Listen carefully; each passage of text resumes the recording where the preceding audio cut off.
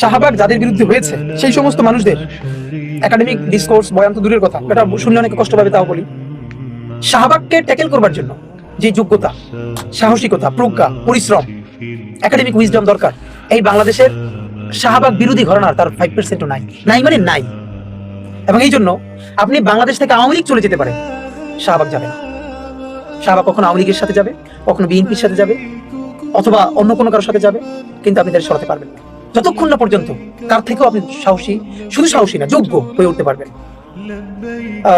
যোগ্যতা এতটাই আমাদের ক্রাইসিস, আমাদের ভাই বোনদের, বাংলাদেশপন্থী মানুষদের।